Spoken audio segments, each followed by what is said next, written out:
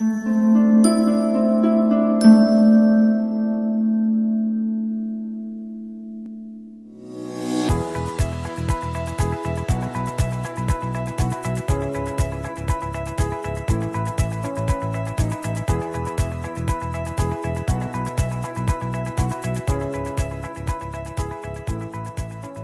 story can only happen in America, not anywhere else.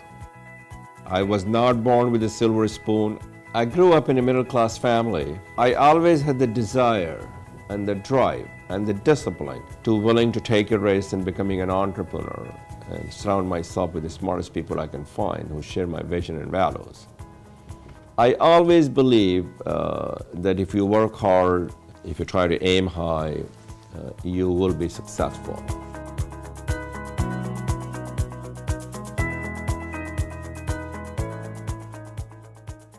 You know, there are a lot of people that they climb up the ladder of success and they don't want to look back down. They pull the ladder up behind them. Frank Islam is somebody who climbed the ladder and wants to keep putting new ladders down so more people can climb up. Frank wants to really give back. He honestly believes that's what he should do. To whom much is given, much is expected. And that's one of Frank's favorite quotes. I know he believes that sincerely. Frank is a very bright star from Azamgarh. He came to United States and he made money, and a lot of other people make money. But he was willing to reinvest in the community.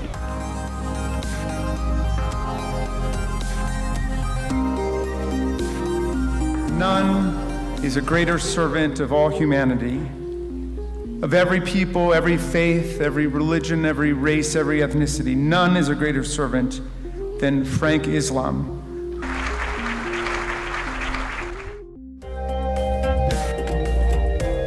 America has been a haven for immigrants for nearly 400 years. These immigrants have built successful careers in the U.S. by working hard and seizing the immense opportunity the country provides to the newly arrived.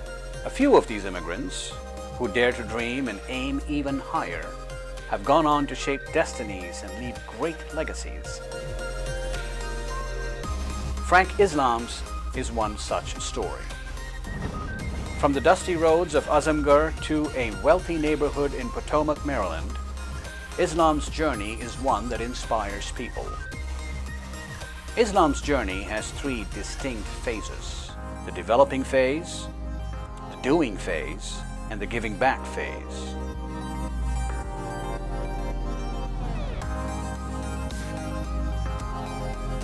His journey began in Azamgarh. Frank Islam was born in Kauraghani, a remote village in the Azamgarh region in the state of Uttar Pradesh. The young Islam spent the first few years of his life in Kauraghani. The area was quite remote. It was inaccessible from many of the road. The family in Azamgarh from my father's side were very well to do. Father didn't get that education. He was only up to high school. Somehow or the other he dropped out. There was no table and chair, so you sit on the floor and one teacher teaches everything.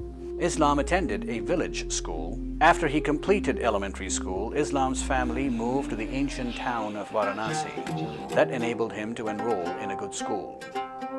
Then tragedy befell the family when Islam's father was struck by lightning. From early on, Islam knew that he was to write not only his own destiny, but also that of the whole family, and look after his mother and ailing father. My father felt very strongly that in order for us to be successful, the key ingredient is education. He believed that education is the gift that keeps on giving. Education will be the powerful equalizer to get people like my family out of the poverty. After high school, Islam moved to Aligarh Muslim University, one of the oldest educational institutions in modern India. This was a pivot point in his life. Aligarh played a key role in shaping the person Islam was to become. When he went from Banaras to Aligarh, he was always driven that he's going to Aligarh. They say, there is a saying that, people come to Aligarh and they leave Aligarh, but Aligarh never leaves them.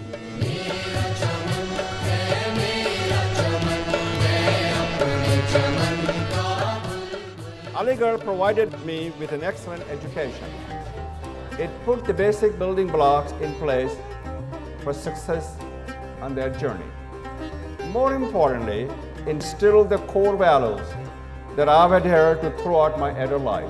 While at Aligarh in 1969, Islam met a visiting University of Colorado mathematician, Wolfgang Thron, who invited him to apply to his university. He did and was accepted. But the family was too poor to buy him an airplane ticket, so they were forced to sell a large piece of their property. Islam's departure for the United States was bittersweet. My mother, with her faint smile, wiped the tears from my father's eye and said to my father, "He will have a more opportunity than we ever have in our life." He arrived in Boulder in 1969. The campus was a brave new world. Boulder is breathtaking. It's out in the foothills of the Rocky Mountain.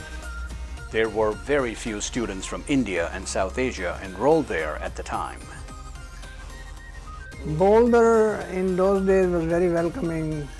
In the late 60s and 70s was very welcoming for foreign students. Were kind of liked by the general population. Most of the environments were academic environments. At the University of Colorado, I didn't feel, I always felt that I belonged there. After earning his bachelor's and master's in computer science from the University of Colorado, Islam moved north to Canada. I went to Canada from Colorado to do my PhD at McMaster University in Ontario, which is located in Canada. Soon he would leave the university for a job at an information technology firm. It was there that he met his future wife, Debbie Dreisman. When we met, we were both just relatively low-level programmers, and he was easy to talk to. For a while, a group of us would get together and chat when we didn't have anything pressing to do, and after a while, he and I seemed to be the last ones talking. A passion of computer science, and she has taught me a lot of things. She taught me about the assembly programming. She knew more about programming than I did. Frank Islam and his wife Debbie are truly citizens of the world in the sense that they're working hard to try to bring people together, to bridge differences of faith, differences of ethnicity, differences of race, and really bring people together to be the best we can be. In 1977, the couple moved from Canada to Pittsburgh, where both found jobs. They would then get married. In 1982, Islam and Dreisman moved to the Washington, D.C. area to work for Computer Science Corporation, a large government contractor. Islam moved to Raytheon, another major government contractor, in 1988. It is at this job as a program manager that Islam began nurturing the dream of owning a business. That opportunity came in 1994 when a minority-owned business, QSS, was on sale. Islam bought the firm for $40,000. Having completed the developing phase of his journey, Islam was prepared to start the next phase of the journey, the doing phase. The University of Colorado provided me the building block to become an entrepreneur. After I got the education, I have to work for a couple of IT companies that gave me the real work grounding.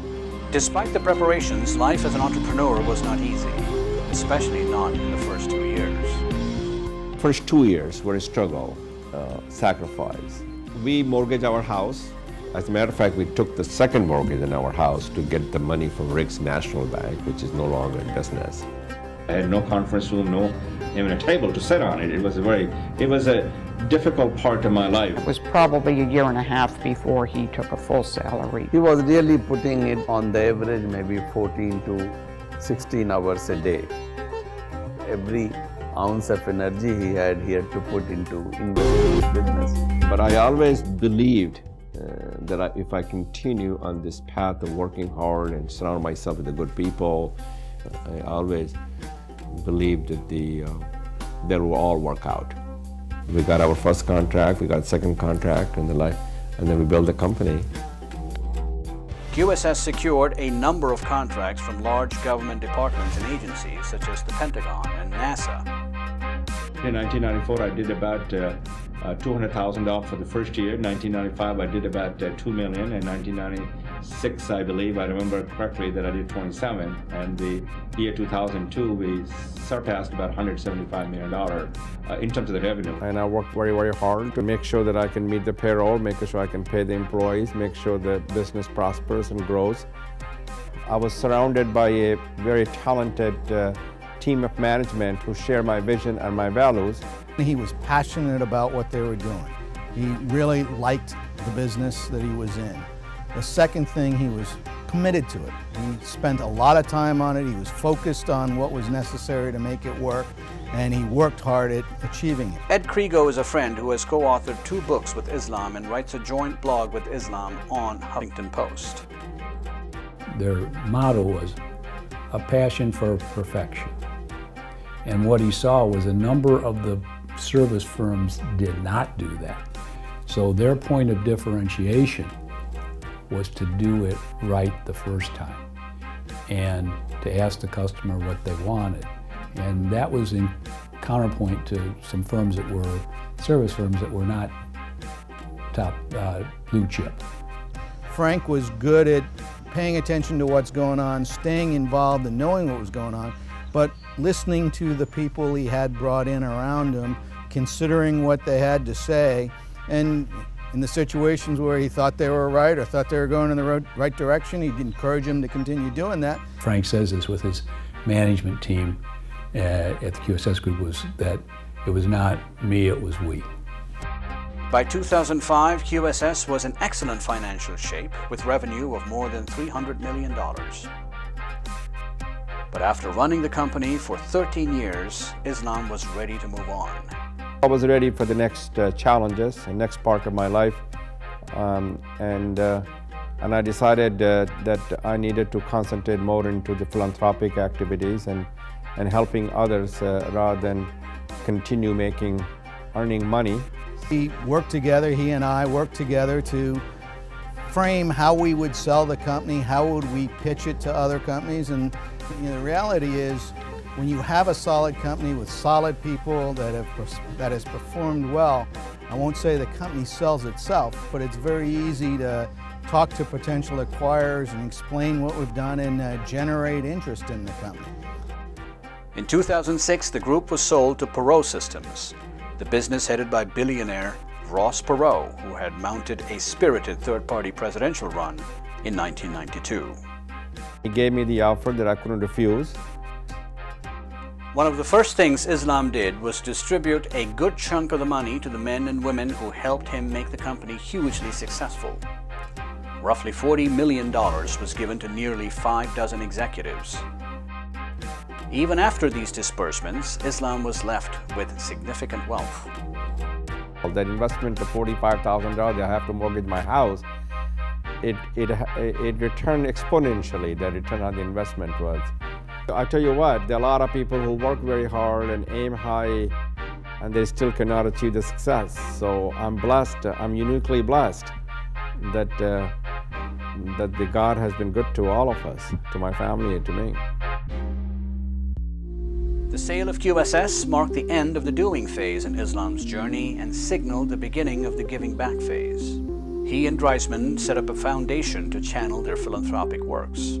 He also started to play an active role in the civic and political life of the community and the country. By selling the company gave us the financial independence.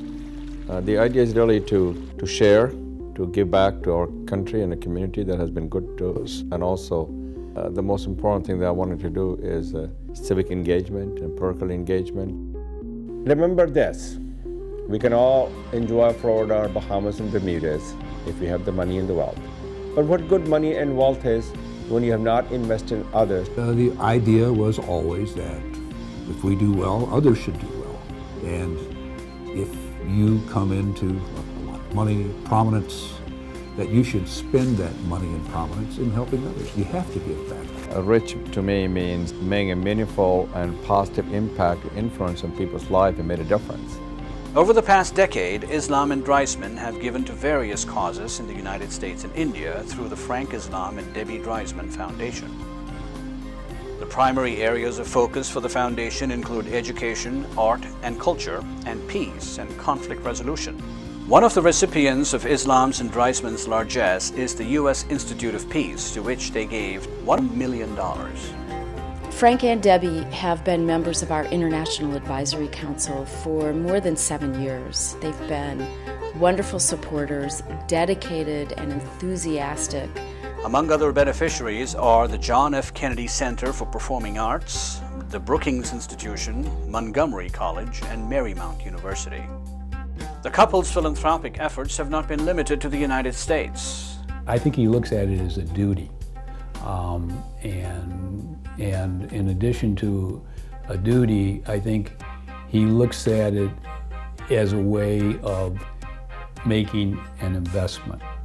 And it's not just giving charity, it's making an investment in areas that, whether it's students, whether it's the arts, whether it's one of the areas where if you make that investment, you can make a difference. In 2016, they gave $2 million for the construction of the Frank and Debbie Islam Management Complex at Aligarh Muslim University, Islam's alma mater. This is a truly special occasion for me, the opportunity for me to be here to participate in this dedication of Frank and Debbie Islam Management Complex is one of the highlights of our lives. This is so not because the complex bear out our names, but because the completion and dedication of this building represents a beginning and not ending. It is the construction of the foundation that will stand the test of the time. This management complex is a place where dreams will begin and the students will develop the requisite knowledge, skills, and abilities to recognize them.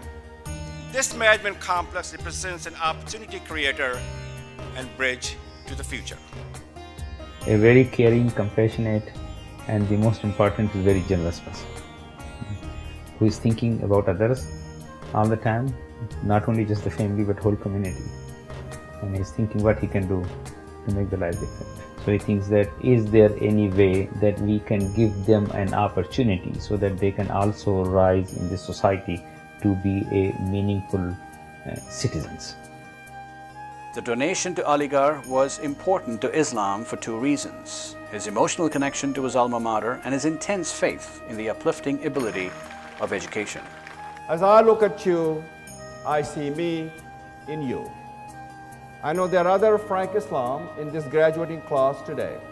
In order for us to create the next generation, they must get good education, and so that they can go out and help and support others, and that will make my investment sustainable.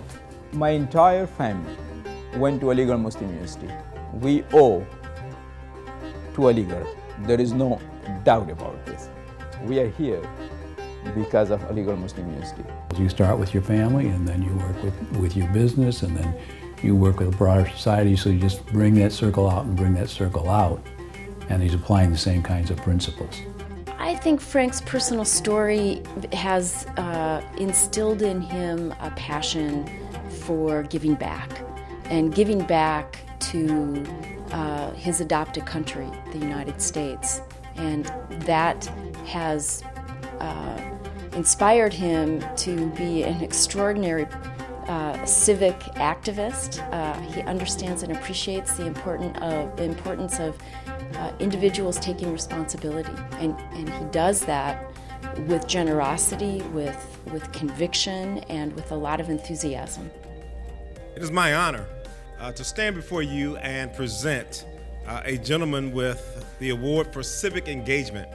You see his bio, it's in the book, but a few things that you ought to know about Frank Islam, and that is that not only is he a thought leader, but he's also an author of two well-renowned books, Reconciling the American Dream and To Make America Work Again.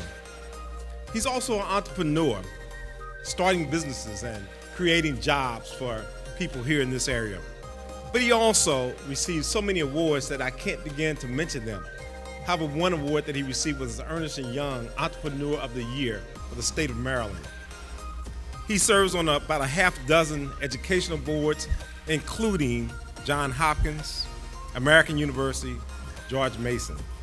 He's a friend of this administration's, having been appointed to the Kennedy Center Board by President Barack Obama. Ladies and gentlemen, would you please welcome to the stage our honoree for the Civic Engagement Award, Mr. Frank F. Islam.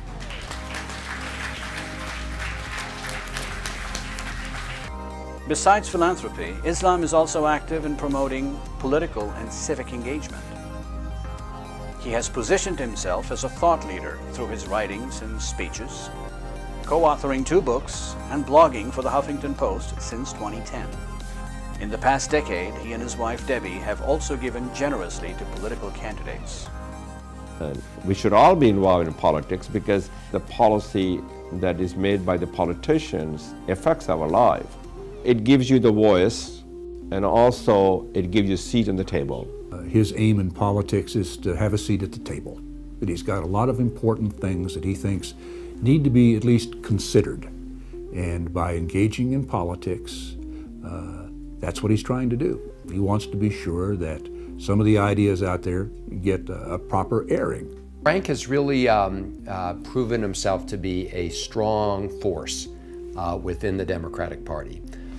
He contributes lots of ideas to the debate, and because he was a successful entrepreneur, and he's a successful entrepreneur as a recent immigrant to the United States, he really can speak from the heart about what this country has to offer, and also speak about how it's so important to provide those opportunities to other people. All of us have done very well, and all of us should invest in others by giving them ladders of opportunity to succeed.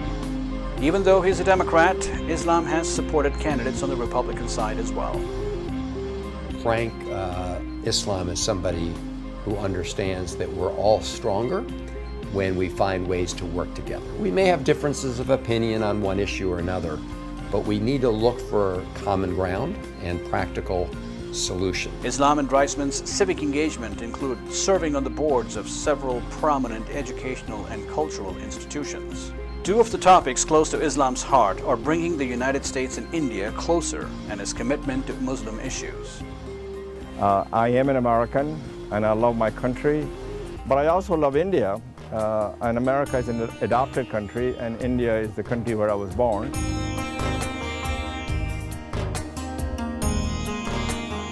In January 2015, when President Obama visited India as a guest of honor at India's Republic Day celebration, Islam was part of the U.S. business delegation that accompanied the president. It's important for 2 countries to have a bilateral relationship, especially that the values that India has and America has, which is the democracy, diversity, equal opportunity that binds the 2 countries together. He wants Muslim youth to have that higher education because then they can make a journey similar to the kind of journey he's made, and they can make kind of investments that he makes. I think that he sees a particular role for himself to better explain the religion, provide that contact with very key leaders so that they would be in a better position to talk about his vision about this country and about the religion that he is so proud of and how that connects to much of what he's doing in his community. It's been a decade since Islam sold QSS and began his philanthropic efforts. But his life is still a work in progress, a journey in which there will be more milestones. As a lifelong learner and a constant advocate for making a difference, he doesn't know all of the next stops or causes with which he will be involved.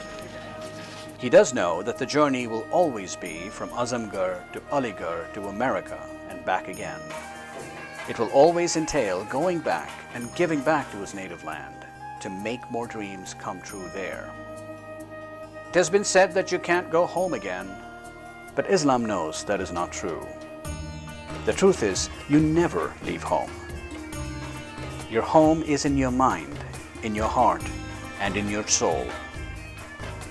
Islam knows that, and because of that, the dreams go on.